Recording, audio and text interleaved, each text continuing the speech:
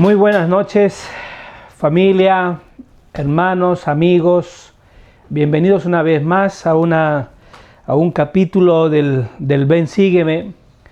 Estamos estudiando, como sabrán, el Antiguo Testamento. Y hoy vamos a hablar de experiencias, de lecciones, de vidas de personas nobles, ¿no? Y lo que hoy más o menos vamos a hablar es curioso, de que vamos a hablar mucho sobre las mujeres, ¿vale? Entonces porque vamos a hablar del libro de Ruth y vamos a hablar unos poquitos capítulos más de Samuel, ¿vale? Entonces la semana pasada grabamos Sansón, dijimos que era como más o menos casi uno de los últimos jueces, ¿vale? Pero quiero decir de que, o sea, el último en realidad fue Samuel, ¿vale? Pero Samuel es como, tiene algo muy curioso, algo que lo va a variar o identificar de cierta manera, ¿vale? Entonces quiero decir de que el libro de Ruth, o sea, si seguimos cronológicamente, el libro de Ruth debería estar entre medio de 1 Samuel y 2 Samuel. Es verdad, sé que hay algunos teólogos, historiadores y todo eso que dicen de que el libro de Ruth es como un autor desconocido, ¿vale? No se sabe quién escribió.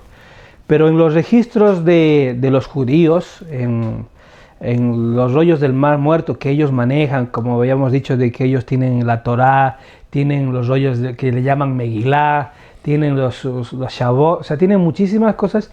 Ellos afirman que el libro de Ruth lo escribió el profeta Samuel, ¿vale? Samuel, vamos a ver un poquito después quién era Samuel y todo eso. Entonces, los judíos, o sea, le dan como autor al libro de Ruth al profeta Samuel, ¿vale?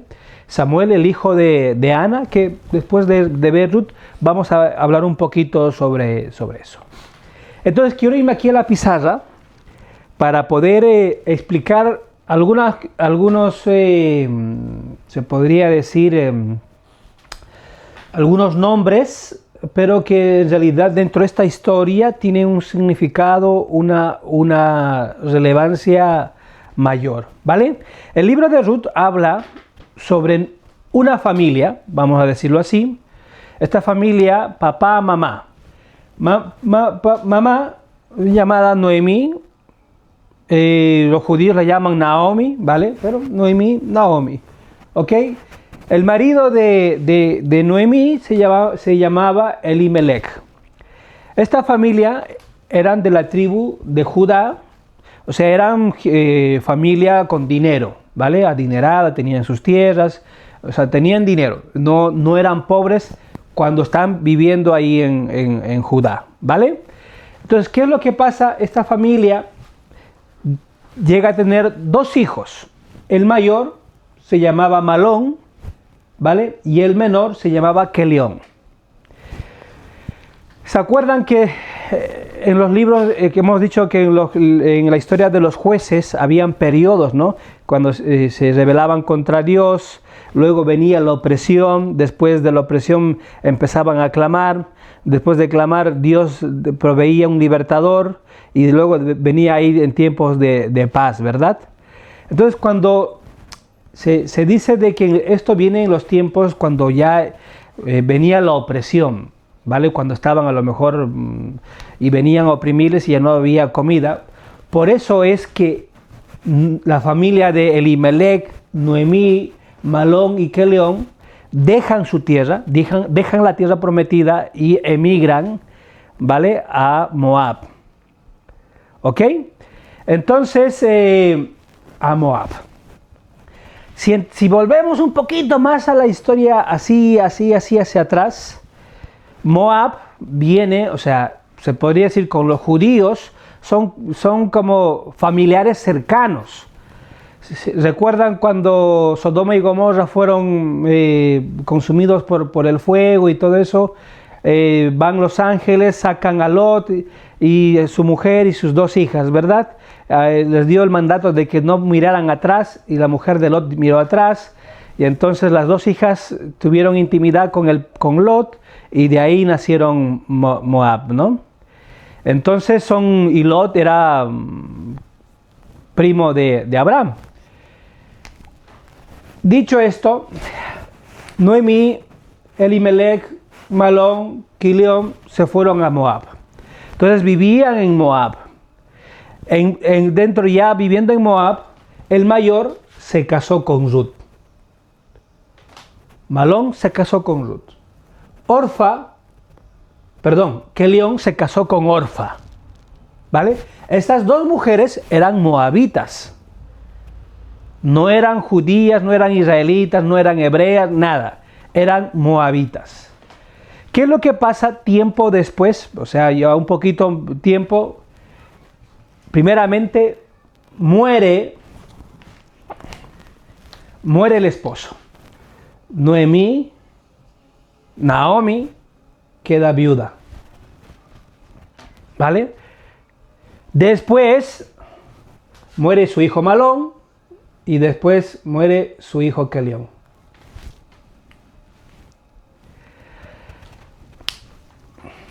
Cuando en la vida real, cuando un hijo pierde a sus papás, se los conoce como huérfanos. Cuando un esposo o una esposa pierde a su cónyuge, se conoce como viudos. Entonces ahora la Real Academia Española recién puso como para poder dar nombre a esto, porque antes de esto no se podía dar nombre cuando una mamá o un papá tiene que enterrar o cuando sus hijos se le mueren. De hecho había un adagio que decía de que no hay lenguaje que pueda expresar el sentimiento de un padre que tenga que enterrar a sus hijos. O sea, no había. Por eso, ahora la lengua de la Real Academia Española dice de que se les llama huérfanos de hijos, ¿no? Entonces le pusieron eso. Pero antes de eso, o sea, no hay. ¿Y por qué precisamente pasa eso? Porque quiero que comprendan. Una familia, con una estabilidad buena, emigran porque no había más comida en Israel. Pensaban buscar más comida y poder tirar para adelante en Moab, y al final la mujer queda viuda y después queda sin sus 2 hijos. Imagínense el dolor. Viuda, sin hijos. Una mujer ya de tercera edad, adulta. Entonces, esto viene a ser un poco complicado, que lo vamos a explicar porque el libro de Ruth detalla algunas cosillas, ¿vale? Entonces, estas 3 mujeres se quedan juntas, Ruth y Orfa. Entonces, ¿qué es lo que hace Naomi? Les dice a las 2, a Ruth y a Orfa, váyanse, vuelvan a sus casas maternas, vuelvan con sus papás, con sus familias, porque yo ya no tengo hijos. Porque la costumbre o la tradición judía decía de que como murió el marido de Ruth, Malón, Quilión tenía que casarse con Ruth y el primer hijo entre Quilión y Ruth tenía que ser como la posteridad para este nombre Malón, ¿vale? No iba a ser, eso vamos a explicarlo también. Pero como murieron los 2 y Naomi ya estaba mayor, de hecho les dice, si mañana mismo yo me casara y concibiera, ustedes ya son muy grandes, o sea, no hay por ningún lado por el cual ustedes se puedan quedar conmigo. O sea, como les libero del convenio, del juramento, les libero entre los judíos. Mira, hay que entender que Elimelech y Naomi eran religiosos, o sea, cristianos, eran creyentes de Elohim,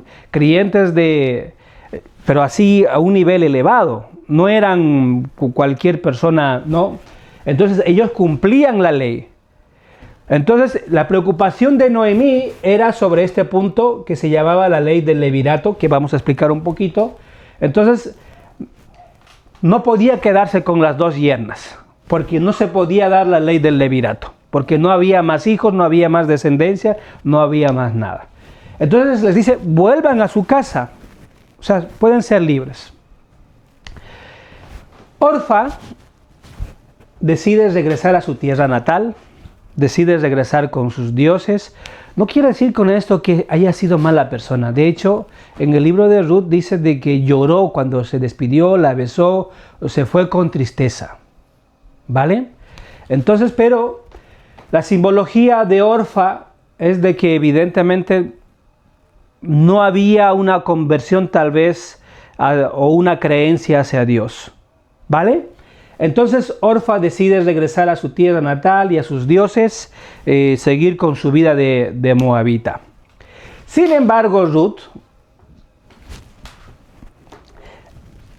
yo sé que esta escritura, hay una película que se llama Esta es mi obra y mi gloria. Y uno de los personajes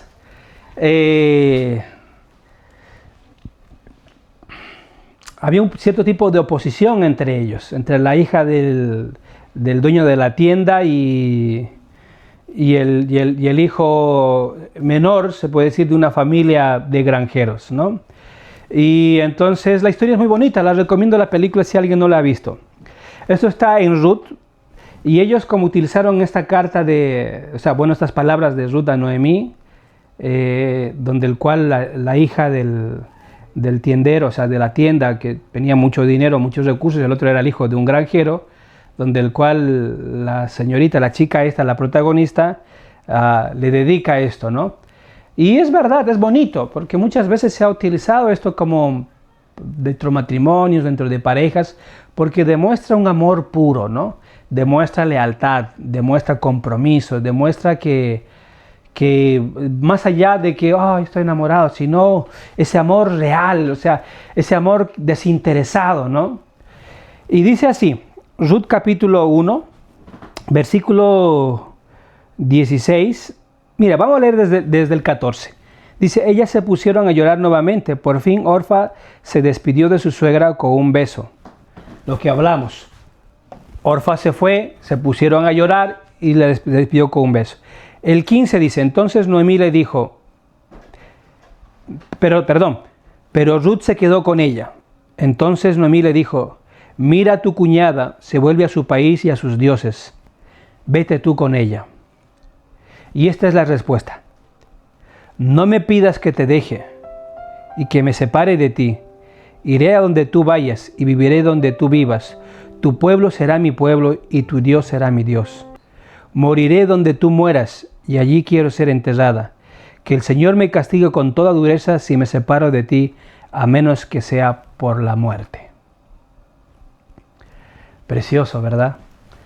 Si alguien está ahí como enamorando, saliendo, cortejando, pololeando con alguien, son letras profundas.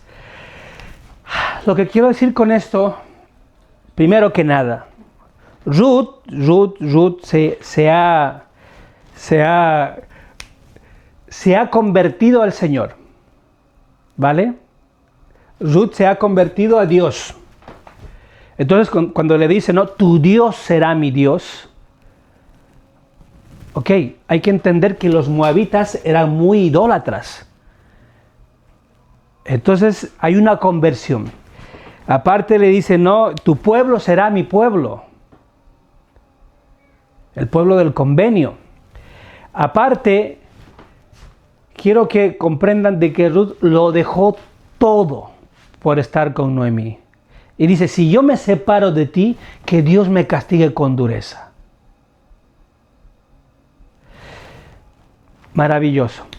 Aquí me están haciendo señas. Quiero decir una cosa, ¿no? Como el libro de Ruth es corto, 4 capítulos, pero con mucho contenido.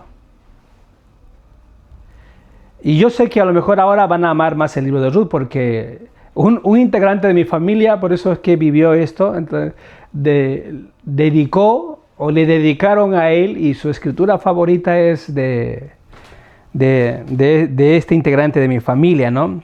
No me pidas que te deje ni que me separen, ¿no? Tu Dios será mi Dios. Es maravilloso y yo sé que llena y toca los corazones. Acto después de que Ruth hace esa declaración de conversión, porque mucho más allá de amar a su suegra, porque claro, es la mamá de su esposo fallecido, ¿no?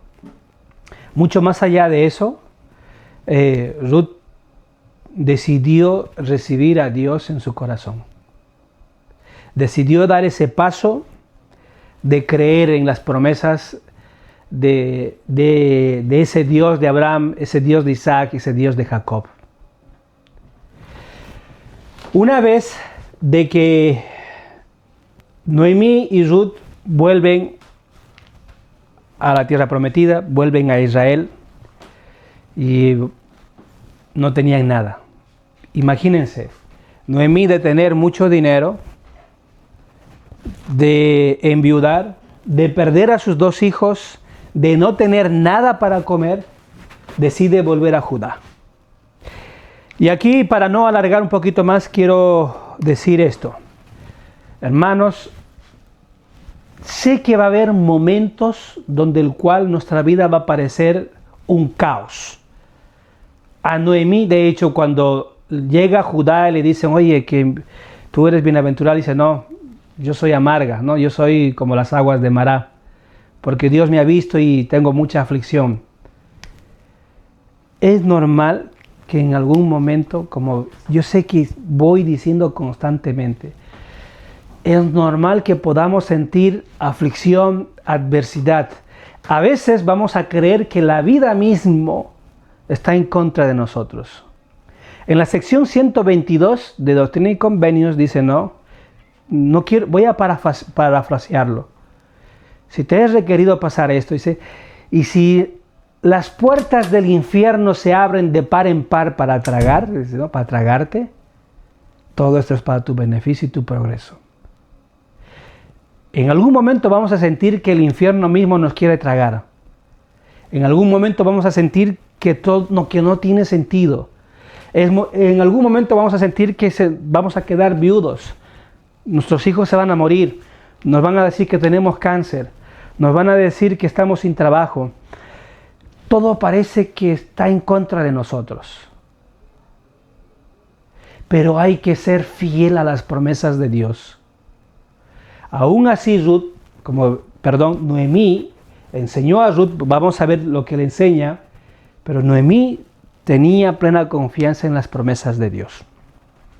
Llegan a Judá, llegan a Israel, como no había para comer, Ruth va a recoger, porque en la ley, en el libro de Levítico y parte de Deuteronomio había una ley donde el cual Moisés dejó establecida, de que aquellos que tenían sus tierras no deberían, como si se olvidaron algún manojo, deberían dejarlo para los extranjeros, para los pobres, para las viudas, ¿vale?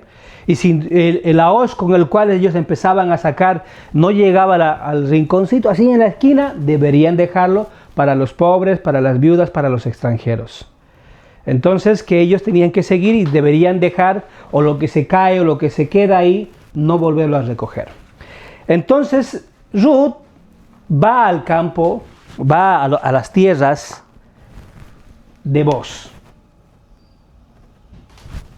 ¿Vale? Entonces las tierras entonces él era el dueño de esas tierras y Ruth están ahí como los empleados de Booz recogiendo y todo eso. Ruth esperando su momento, su lugar, veía de que a lo mejor una esquinita dejaron algo, ella iba, sacaba y estaba así, veían que los trabajadores de Boaz dejaban algo, ella iba y recogía, ¿vale?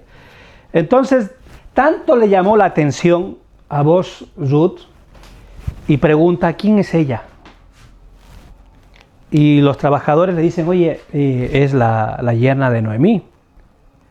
Entonces dice, mira, y da la orden a sus empleados, les dicen, mira, que dejen más cosas y que las deje trabajar con ellas. O sea, ya Ruth prácticamente, de lo que antes tenía que esperar, se podría decir las migajas, pasa a ser parte del personal de Booz y recogía para ella y para su suegra, para Noemí.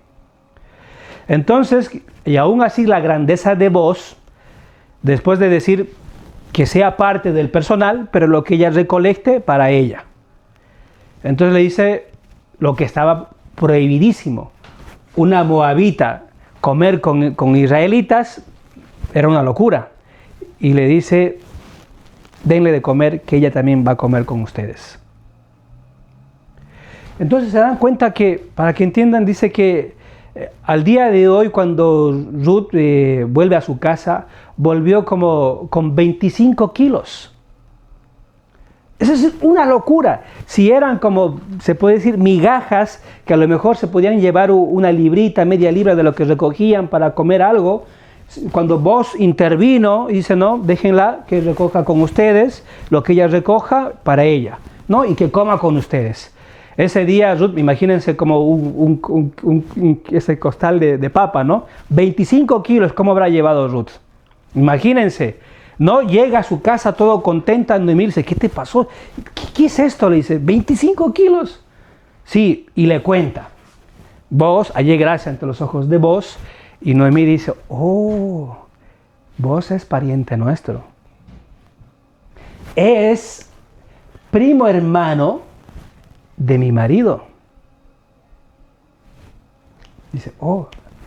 Entonces, en esas cuestiones había una fiesta, cuando ya empezaban a trillar la fiesta de la harina y todo eso, entonces había una fiesta. Noemí le dice a Ruth, mira, cámbiate bonita, arréglate, tú ve, cuando Booz se mete a su habitación, y con esto quiero decirles algo, ¿vale? Esto es la primera pedida de mano en la historia de una mujer a un hombre. Yo sé que esto suena como un poco contradictorio. Hoy en día dirán, no, es que una mujer no puede pedir matrimonio a un hombre, que el hombre tiene que pedir matrimonio. No, esto está respaldado. Esta es la primera pedida de mano, matrimonio, una mujer a un hombre. Se los explico. Entonces, después de que Noemí le dice, oye, ¿sabes qué? Cámbiate, bonita, todo arréglate, genial, y vas a ir a la habitación de Booz, pero no te vas a subir a su cama, espera a que se duerma y luego le dices estas palabras, ¿vale? Entonces, dile que es redimida. Que Él es el Goel, Él es el Redentor, Él es el que puede redimir a la familia. ¿Qué es lo que le vas a decir? Que con la punta de su manto, de su capa, te cubra, te proteja. Ruth, al pie de la letra, lo que le dijo Noemí. Boaz, después de haber estado en la fiesta, llega, se acuesta ahí, se tapa con su capa y de repente escucha, dice, mi señor, no se enoje conmigo. Le ruego que extienda su manto y me proteja y me cuide. Eso es, hoy en día es como, ¿quieres casarte conmigo? Necesito que te cases conmigo. ¿Quieres tener una familia conmigo? ¿Quieres tener un matrimonio celestial? Entonces, porque voy a explicar un poquito, voy a subir una foto, porque en la ropa, en la capa, por eso es que cuando analizamos un poquito el contexto, cuando en el Nuevo Testamento Jesús pasa, ¿verdad? Y la mujer que tenía mucho fluido de sangre dice, si tocara solamente la punta de la capa, yo seré salva, ¿verdad? Porque la ropa estaba, se podría decir como ya ordenada por Moisés, que todo varón tenía que tener 4 hilos, 4 cordones colgando, ¿vale? Sí, trenzados, que eso decían como Dios sálvame. Era una forma de consagración que hasta en la ropa tenían ellos. Les voy a subir una fotito a eso, ¿vale? Llega eso, Boaz le dice, oye, sí, Ruth le dice, cúbreme con tu manto, protégeme. Boaz entendió que él era el Goel, el pariente que debía redimir, y Boaz le dice, quédate hoy, duerme tranquila, que yo voy a solucionar esto. Quiero que sepas que hay todavía, antes que yo, un pariente más, un familiar. Al día siguiente, ¿qué es lo que hace Boaz? Contacta, de hecho la Biblia no nos dice el nombre del pariente. Nos dice un pariente antes que él. O sea, era mayor. No es que este era mayor en edad que vos. O sea, este era en la primera línea de poder redimir a la familia de Noemí. ¿Ok? Entonces, vos le dice al pariente, hay que comprender de que ellos tenían sus tierras. Redimir significaba poder comprar las tierras, darles sustento, se podría decir, a ellos. Entonces le dice vos al pariente, ¿quién va a redimir las tierras de Elimelech? ¿Lo vas a hacer tú? El pariente responde, sí, lo voy a hacer yo.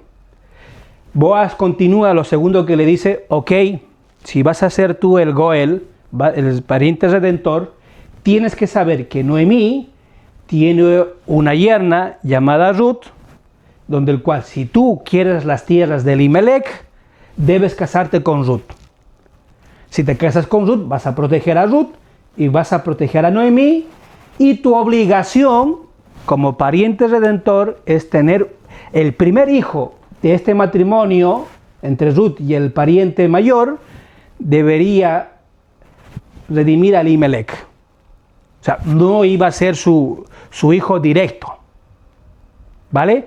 Entonces, ese pariente dice que hay muchas teorías de que primero tuvo miedo de que su actividad económica se estableciera, un tema de herencias, porque aparte de que entre el hijo de Ruth y el pariente mayor, el hijo iba a redimir las tierras de Elimelech, este iba a poner dinero para comprar esas tierras, pero se iba a quedar sin estas tierras de Elimelech, y al final también el hijo entre ellos iba a recibir una herencia de su capital del otro. Entonces le dijo, no, si es así, no puedo, no quiero. Le dice, redímelo tú. Voy a hacer algo como fuera de contexto, ¿vale? Pero más o menos lo que hace el pariente, se saca el zapato y se lo entrega y le dice, tienes que hacerlo tú, yo no. Entonces vos dice, ok, delante de los ancianos, yo voy a redimirlos. Este pariente, la simbología o la apología de este es que la ley no nos puede salvar. Necesitamos la gracia de Dios. ¿Vale? Vos, su apología de vos es que es el mismo Jesucristo. Que Él es el único que nos puede redimir. Él es el único que nos puede rescatar. Él es el único que puede salir a nuestra ayuda, a nuestro socorro. Él es el único que en realidad nos va a librar de todo. Se casa, o sea, Boaz llega a casarse con Ruth. Cuando ya entre ellos están hablando, ahí están los ancianos y empiezan a gritar, ¿no? Que Ruth sea bendita, fructífera como nuestras matriarcas, como Lea, como Raquel, como Sarai, como Tamar, que den una descendencia grande. La pregunta es, si los israelitas no podían casarse con personas fuera del convenio, ¿por qué Ruth, una moabita, se casó? Moab, como se había dicho, Moab cometió dos errores. El primero es que cuando ya el pueblo quería entrar a tomar posesión de la tierra prometida, y Moisés mandó como personas para que les pudieran dar pan y agua, Moab se negó. Por eso es de que el libro de Deuteronomio dice de que no podían casarse con los de Moab, ¿no? Pero ya como en tiempos más modernos dijeron de que esa orden era solamente para los hombres, porque los hombres no quisieron dar socorro al pueblo israelita, ¿no? Ni pan ni agua. Las mujeres quedaban libres. Lo segundo era, ¿cómo se llama esto? Que ellos contrataron a Balaam, ¿no? ¿Se acuerdan? Pero igual era el rey y eran los hombres, ¿no? Ruth había dado los pasos importantes. se había convertido al Señor, creía en el Dios de Israel. La maldición, que se podría decir, o la privación de que no podían casarse con los moabitas, eran solo por los hombres, no por las mujeres. O sea, sí la habilitaba. Hay una conversión, esa tradición o esa prohibición no aplicaba a las mujeres, y evidentemente había una ley por encima de todos que se llama la ley de levirato. Y la ley del levirato es lo que acabo de explicarles. Noemí tenía una yerna, Booz lo conoce a Booz, Booz se enfrenta al pariente mayor y le dice, tienes que casarte con Ruth, y los hijos de ahí serían para redimir a la familia de Noemí y Elimelech. Esa era la ley del levirato. Quiero explicar de esta forma. Ruth se casó con Booz, ¿vale? Y nació Obed. ¿Ok? Este Obed, por eso aquí hay un detalle. Algunos historiadores dicen, no, es que esto no cuadra. Porque si Ruth se casó con Obed, entonces, si Ruth se casó con Booz, Obed no tendría que ser descendiente directo de Booz, sino debería ser de la familia de Elimelech, o por último, de Malón, ¿no? Entonces, la ley dice de que hay una ley, la ley dice dos cosas. Primero, la ley de levirato era para propiedades físicas. Y lo que Ruth y Booz, cuando se casaron y Obed nació, no incluía genealogía. ¿Vale? Por eso, según la ley, Obed vino a redimir a Noemí y Elimelech, y de aquí vino a Malón. Pero por genealogía, por eso es que en la Biblia dice, no, la genealogía de Booz y tal, ¿no? Booz, Obed, de Obed, Isaí, y de Isaí el rey David, y de ahí que llegamos a Jesucristo. Booz es hijo de Salmón. ¿Se acuerdan, verdad? Cuando entramos a Jericó, que se casó con Rahab. ¿Se acuerdan, verdad? Ok. Entonces, eso es lo que quiero decir, mis hermanos. Lo que quiero transmitir es de que no importa lo afligido que estés, no importan las malas noticias, no importa la tristeza que haya en tu vida, en tu corazón, porque tenemos a nuestro Goel, porque tenemos a nuestro Redentor, que Él nos va a socorrer, nos va a librar, nos va a aliviar y va a hacer que todo pueda ser más bonito. Y esta es la historia del libro de Ruth. Ahora vamos a hablar un poquito sobre el libro de Samuel, así cortito. Entonces, lo que toca, como había dicho, el libro de Samuel tiene algo bonito. De hecho, Samuel mismo es considerado como una apología o una sombra de Cristo, ¿vale? Samuel es el último juez, ¿vale?, del pueblo israelita. Aparte, tras la muerte de Elí, estoy empezando por el final para terminar con el principio, ¿vale? Tras la muerte de Elí, empieza a oficiar el oficio de sacerdote y como profeta. En el Nuevo Testamento, nuestro Señor Jesucristo es un juez, es nuestro sacerdote y evidentemente nuestro profeta, el Hijo de Dios, ¿verdad? Entonces, como dije,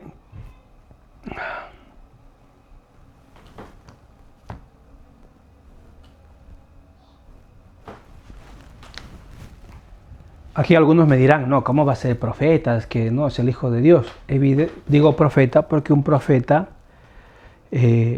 nos revela, nos comunica, ¿no?, la voz del Padre, la voluntad del Padre, ¿vale? Y hecho, él mismo dice que él no vino a hacer nada sino lo que el Padre le ha mandado, ¿vale? Por eso mismo digo, Samuel es una apología o una sombra de Jesucristo. es algo muy parecido, porque Samuel es hijo de una mujer estéril, Jesucristo es hijo de una mujer virgen. Ana ya tiene su cántico Ana y María también. Entonces, como es, insisto, todo es Jesucristo. ¿Ok? Entonces, ¿qué? Samuel, para empezar, aquí hay un dilema, se podría decir, aquí hay un tema. Algunos dicen que el linaje de Samuel no es levita, ¿vale? Porque las escrituras hablan de que el Cana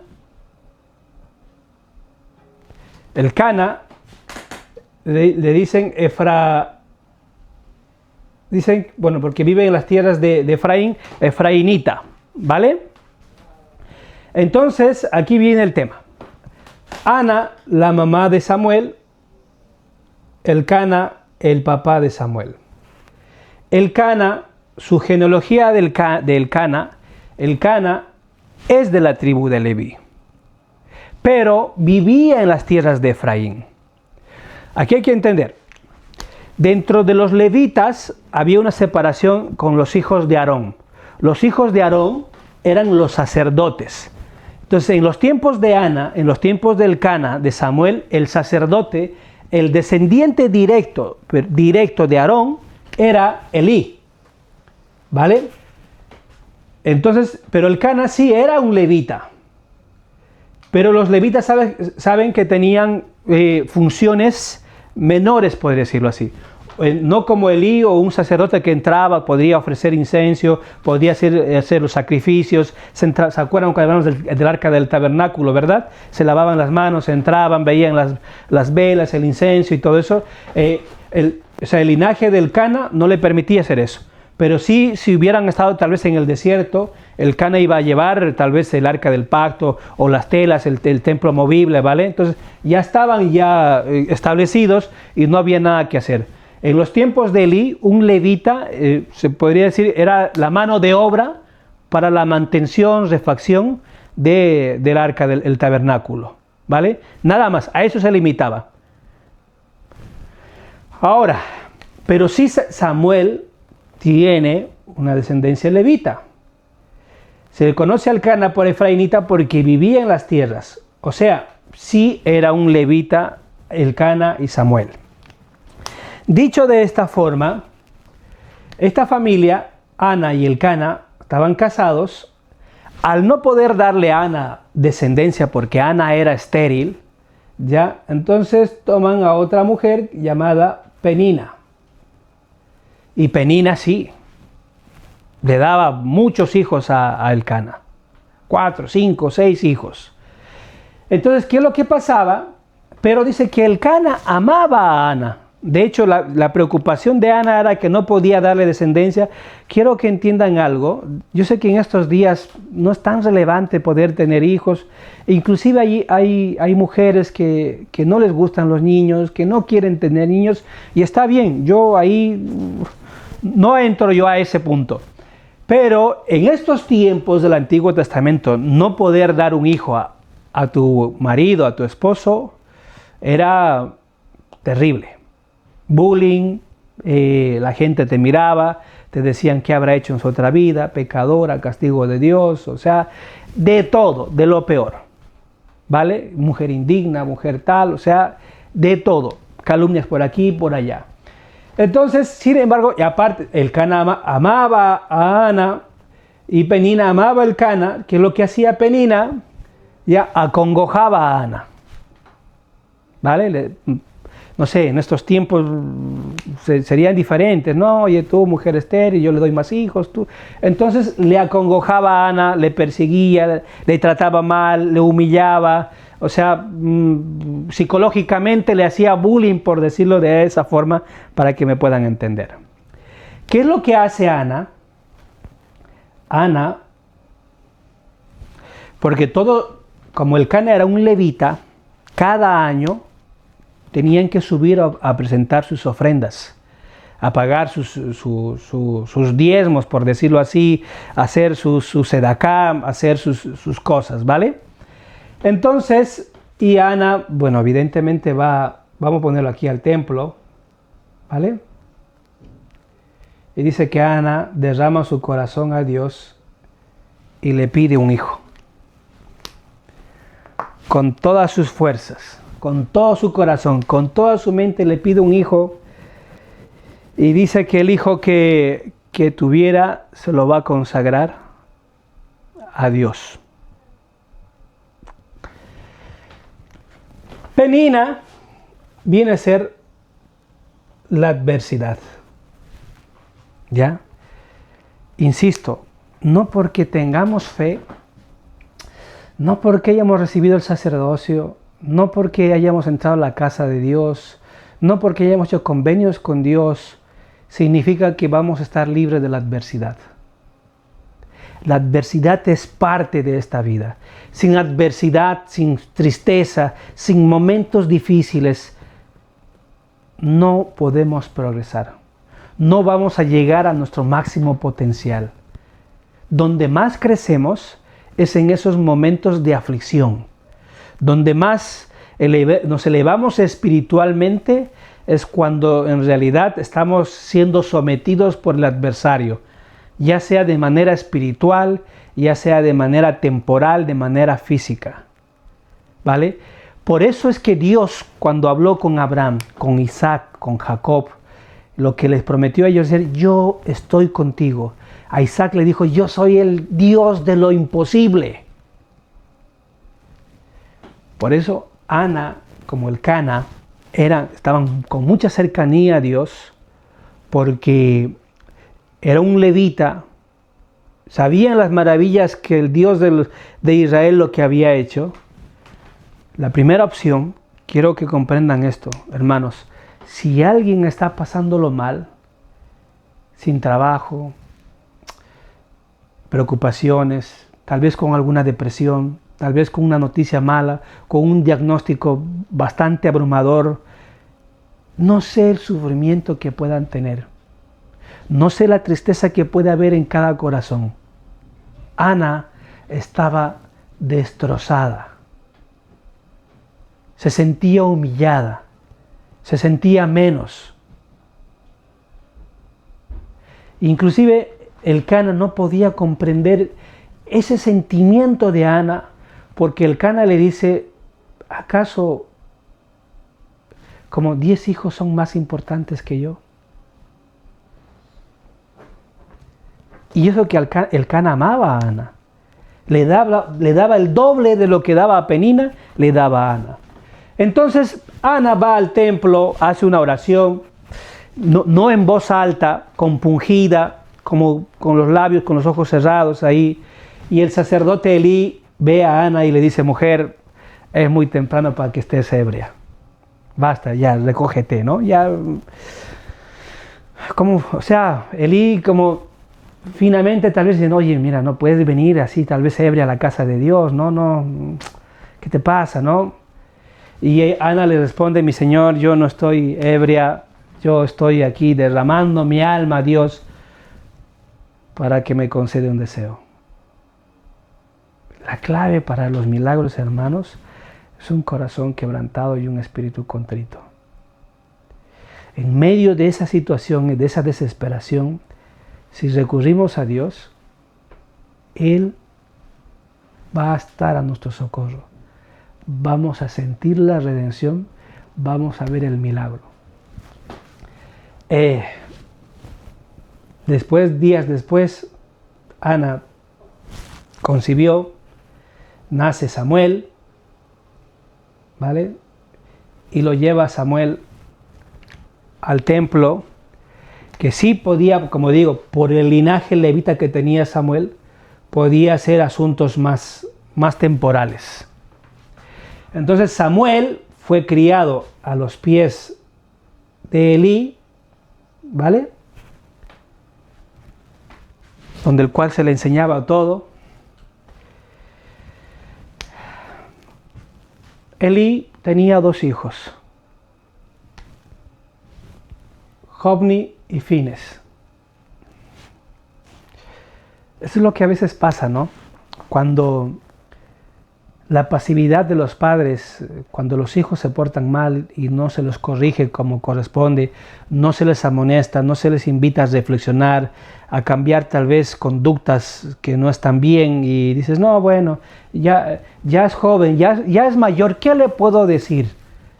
Ya es mayor de edad, ¿no? Ya no puedo decirle nada. No, mientras vivan bajo tu techo, bajo tu casa, tu morada, un papá siempre debe invitar a reflexionar, a amonestar, a aconsejar. Un papá está llamado para poder decir que si su hijo está haciendo malas cosas, de decir, mira hijo, te estás equivocando, no es el camino. Pues Elí veía que sus hijos no estaban no estaban viviendo conforme a la ley, conforme a la ley espiritual, moral. O sea, estaban perdidos los hijos de Elí, ¿vale? La simbología de los hijos de Elí es una advertencia muy peligrosa contra la irreverencia. A veces en la capilla igual pasan cosas, ¿no? Pero cuando uno es irreverente con las cosas sagradas, un papá debe llamar la atención. Decir, hijo, por favor te pido que esto no así. Debe saber conversar, saber dialogar. Debe enseñarle a respetar lo sagrado. Por eso el libro de Proverbios dice, no, instruye al niño en su camino y aun cuando fuere viejo, jamás se apartará de él. Entonces, estos hijos de Elí, aparte de irreverentes con lo sagrado, porque venía el pueblo, ofrecía su sacrificio, estos hacían lo que les daba la gana, eran abusivos. Ese abuso de poder, ya, o sea, miraban a todos por debajo, los menospreciaban, y eso que ellos no tenían que ser así, ese comportamiento sacerdotal, ¿no? Dentro de lo que es el templo, alrededor inclusive, ya cometían actos inmorales. O sea, ya no era una cuestión espiritual, ya eran actos inmorales, ya tenían intimidad ahí en el templo, ¿no? Y evidentemente menospreciaban las ofrendas. Si venía a lo mejor alguien como de recursos bajos, ¿no? Tal vez en lugar de traer un cordero o no sé, una vaca o esas ofrendas así grandes, y venían a lo mejor con una palomita, y la ley estaba permitido, se lo permitía, era según los recursos, ¿no? Y ellos agarraban a la palomita y como si nada, ¿no? Entonces eran ofensivos, eran burlescos, menospreciaban las ofrendas de estos. Entonces, ¿qué es lo que pasa?